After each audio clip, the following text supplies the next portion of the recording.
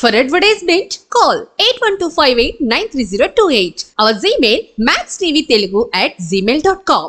Max TV ప్రేక్షకులకు నమస్కారం. నేను మీ శ్రావ్య. ప్రస్తుతం మనతో పాటు ఉన్నారు spiritual and motivational speaker, trainer and councillor Usha Vemuri గారు. మరి మేడంతో మాట్లాడి మరికొన్ని ఇంట్రెస్టింగ్ విషయాలు తెలుసుకుందాం. నమస్తే మేడం. నమస్తే శ్రావ్య. మేడం, ఇప్పుడు కొంతమంది హౌస్ వైఫ్స్ కానీ నిత్యం పూజ చేస్తూనే ఉంటారు. డైలీ ఏదో ఒక పూజలో అలా నిమగ్నమై ఉంటారు. మరి కొంతమంది ఆఫీస్కి వెళ్ళే వాళ్ళు ఒక 5 minutesలో పూజ అవగొట్టేస్తారు. మరి ఇంకా బిజీగా ఉన్న వాళ్ళు వారానికి ఒకసారి పూజ చేస్తారు. మరి ఎలా పూజ చేస్తే దేవుడు అనుగ్రహం మన మీద ఉంటుంది? ఇప్పుడు శ్రావ్య, నేను మాట్లాడగనా? మామూలుగా నీకు అర్థమయ్యే భాషలో అడుగుతున్నాను. పెద్ద పెద్ద మాటలు తర్వాత మాట్లాడదాం. ఇప్పుడు మీ మమ్మీ ఉన్నారు, అమ్మ అంటావో మమ్మీ అంటావో? అమ్మ ఉన్నారు. అమ్మని నువ్వు రోజు అమ్మ నువ్వు ఇంద్రుడివి చంద్రుడివి, అమ్మ నువ్వు లేకపోతే నేను లేను అని రోజంతా అంటేనే మీ అమ్మ నీకేమైనా పెడతారా?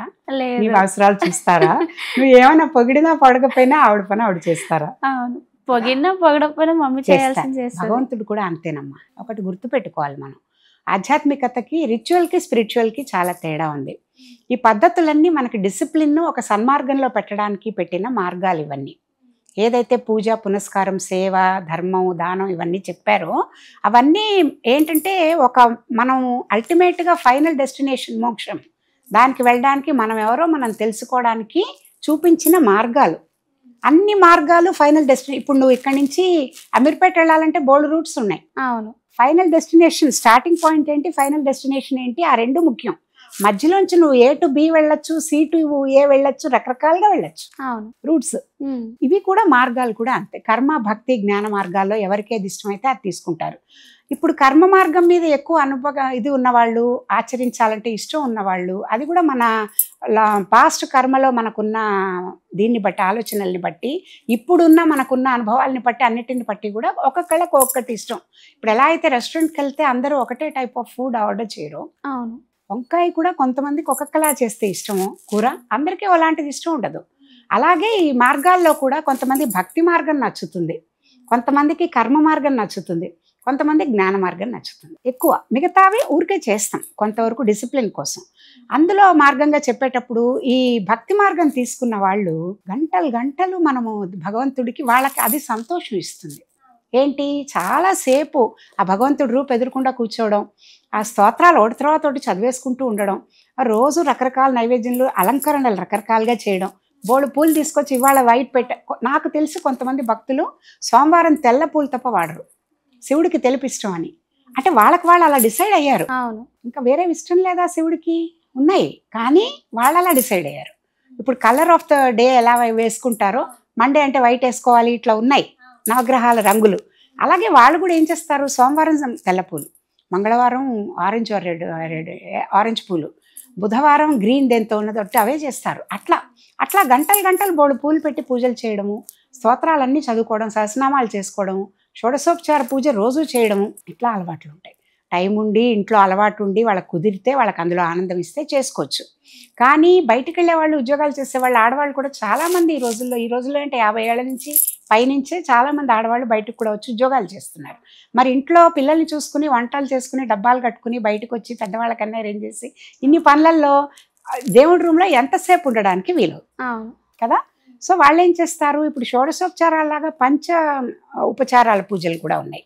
అంటే ధూప, దీప, నైవేద్యాలు ఇట్లాంటివి 5 రకాలు. వీటిది దీపం పెడతాం, పూలు అవన్నీ అలంకరణ చేస్తాం, ధూపం వేస్తాం, అగరవత్తులు అవన్నీ పెడతాం, నైవేద్యం పాలు పండు ఏదో ఒకటి ఏం చేస్తే అవన్నీ నైవేద్యం పెడతాం. ఇట్లా చేసే పూజ 5 అయినా చేసే ఉన్నాయి. కొంతమంది ఆ 5 మార్గాలతో పూజ చేసుకుంటారు. అంతసేపు ఎక్కువసేపు పట్టదు. అది కూడా టైం లేదు, ఒక్కొక్కసారి చాలా తొందరగా వెళ్ళిపోవాలి. దీపారాధన ముందు రోజు నిర్మాల్యం, పూజ రూమ్ అంతా నీట్గా చేసి. అమ్మ ఇదంతా ఎందుకు చెప్పారంటే, దేవుడు మనకంటే అన్యంగా లేడు. చైతన్య స్వరూపంగా ప్రతి మనిషిలో ఉన్న దాన్ని మనం ఆత్మ, దేవుడు ఇట్లా అంటున్నాం. దాన్ని ఎప్పుడు మన లోపలికి చూసుకోం. మనం ఎప్పుడు చూపు, కళ్ళు ఇలా ఉన్నాయి కాబట్టి బయటికే చూస్తాం. సో ఆ బయటికి చూసే మనము, ప్రపంచాన్ని చూస్తున్న మనము, మన లోపలికి మనం చూసుకోవడానికి అది మీ టైం. నాకు నా దేవుడికి మధ్య ఉండేది పూజ, మీ టైం. అందులో నేనేం చేస్తాను, నేనంటే ఒక్కొక్కళ్ళు ఒక్కొక్క మార్గంలో ఉన్నవాళ్ళు. కొంతమంది నాకు ఇది దేవుడా, నాకు అది దేవుడా. ఎందుకంటే తల్లి తండ్రి మనకి ఎలా అయితే మనకి ఏం కావాలంటే మన పేరెంట్స్ని అడుగుతామో, భగవంతుడు నాకు తండ్రి, నాకు ఇకపోతే ఎలాగా, ఆయన ఇకపోతే ఎవరిస్తారు అనే ఉద్దేశంతో వాళ్ళకున్న చిట్టా అంతా భగవంతుడికి చెప్పుకుంటారు. అదొక రకమైన భక్తి. జ్ఞానులు ఏం చేస్తారు, అయ్యో ప్రపంచంలో ఇంతమంది ఇంత బాధపడుతున్నారు, ఇలా ఏమిటి అజ్ఞానంలో ఉన్నారు, ఇది కాదు కదా జీవితం, ఎన్నాళ్ళు ఇలా ఉంటారు, వీళ్ళు ఎలా తరిస్తారు, వీళ్ళని ఎట్లా దాని నుంచి బయటికి రావాలి, దేవుడా నువ్వు వాళ్ళకి అలాంటిది నువ్వు అనుగ్రహించి నువ్వు చేసి వాళ్ళని అజ్ఞానం నుంచి బయటపడి అందరూ సుఖంగా ఉండేటట్టు దీవించు అని వేరే వాళ్ళ కోసం ప్రే చేస్తారు. ఎందుకు, లోకం కోసం ప్రే లోక సంస్థ సుఖినో భవంతు అని ప్రే చేయడంలో నువ్వు కూడా పార్ట్ ఆఫ్ ద లోకం. నీ ప్రేయర్ అవుతోంది, వేరే వాళ్ళ ప్రేయర్ అవుతోంది. కానీ ఆ స్థితికి రావడానికి చాలా జ్ఞానం కావాలి కదా. సో ఇలా రకరకాల మార్గాలు పూజలో ఉన్నాయి. ఇంకొంతమంది నా పాలసీ ఏంటంటే, మనం కొంచెం వివేకం ఉండి మనిషిలా పుట్టాం, 84 లక్షల జీవరాశుల్లో మనిషి జన్మ లాస్ట్ అంటారు, మనిషి ఫైనల్ జన్మ. కానీ ఇప్పుడు కూడా మనం దేవుడి గురించి మనం ఎందుకు వచ్చాం, పర్పస్ ఆఫ్ లైఫ్ తెలుసుకోలేకపోతే మళ్ళీ మళ్ళీ మళ్ళీ మళ్ళీ పుడుతూనే ఉంటాం. ఆ పుట్టేది మళ్ళీ మనిషిలా పుడతామని గ్యారంటీ లేదు. ఈ జన్మలో మనం పాస్ట్ జన్మలో మనం చేసిన కర్మల్ని బట్టి మళ్ళీ కుక్కలా పుట్టచ్చు, చిన్న పిల్లిలా పుట్టచ్చు, నల్లిలా పుట్టచ్చు, ఏదైనా పుట్టచ్చు, మనకు తెలియదు. ఎందుకంటే మన పాపకర్మలు మనకు తెలియకుండా చేస్తాం, తెలిసి చేస్తాం చాలా. ఇప్పుడు బాగుంటాం కానీ తర్వాత సఫర్ అవుతాం, అప్పుడు తెలియదు మనకి. కాబట్టి వీటికి ఎక్కడ ఎండ్ ఈ కర్మలకి. అందుకని ఏం చేయాలంటే యాటిట్యూడ్ ఆఫ్ గ్రాటిట్యూడ్ డెవలప్ చేసుకోవాలి. దేవుడు పూజ నేనేమనుకుంటానంటే ఆధ్యాత్మికంగా చేసేటప్పుడు నువ్వు ఏం చేసినా నీ లోపల ఉన్న దేవుణ్ణి దర్శించుకుంటూ సెల్ఫ్లెస్గా నువ్వేం చేయాలి, thank you God for whatever you have given, please give me the strength to bear whatever difficulties I'm going to face, it is only you who can help me అనేది చేసుకుంటూ ఆయన ఇచ్చిన వాటికి thanks చెప్పుకో. అది prayer. కోరికలతో వెళ్ళేది prayer కాదు మామూలుగా చూస్తే. కానీ అలా అనలేం, ఎవరి స్థితి వాళ్ళది. ఆ స్టేజ్లో ఉన్నవాడు ముందు ఇప్పుడు ఆకలిస్తుంటే వాడు భజన చేయమంటే ఎట్లా చేస్తాడు, పహలే భోజన్ బాద్మే భజన్ అంటాడు కదా.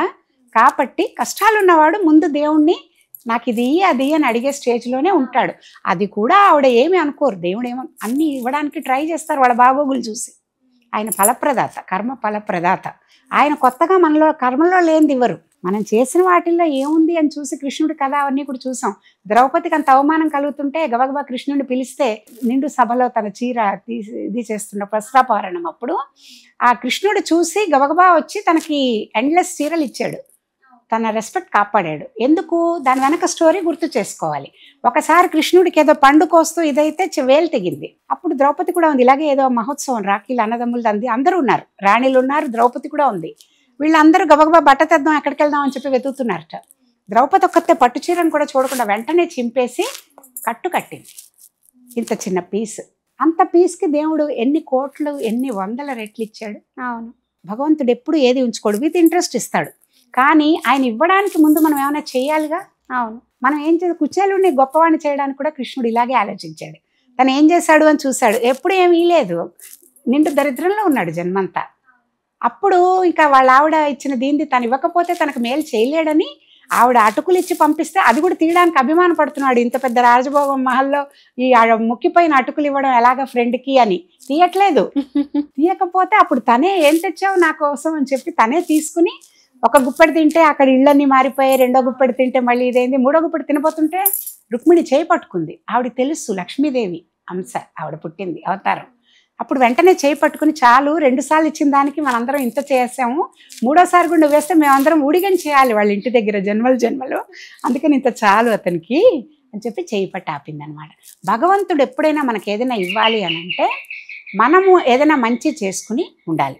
అది చేసామా లేదా అనేది చూసుకుంటూ మంచి మార్గంలో వెళ్ళడం కోసం ఇది పెట్టారు. కాబట్టి రిచువల్ వేరు స్పిరిచువల్ వేరు అని అన్నప్పుడు ఈ రిచువల్ కంటే కూడా ఎక్కువ స్పిరిచువల్గా ఆలోచించడం నేర్చుకుంటే 24 hours మనము భగవంతుడి ఆలోచనలోనే ఉంటాం. అది బెస్ట్ పద్ధతి. అప్పుడు నువ్వు ఇంకా బాహ్యంగా చేసే కర్మలు తక్కువ చేసినా పర్వాలా, కానీ డే అంతా నువ్వేం పని చేసుకుంటున్నా అది గాడ్ పని అనుకుని, నేనేం చేస్తున్నా ప్రతి వాళ్ళలో ఈయన భగవంతుడి స్వరూపం, నేను ఈయనకు సేవ చేయాలి అనుకుని చిత్తశుద్ధితో ఉండి ఇలాంటి చెడ్డ ఆలోచనలు అవన్నీ లేకుండా ప్రపంచానికి మేలు చేయాలి, సొసైటీకి మేలు చేయాలి అనుకుంటూ నామం లోపల అనుకుంటూ మన్మే రామ్ ఆత్మే కామ్ అది ఫాలో అవ్వాలి.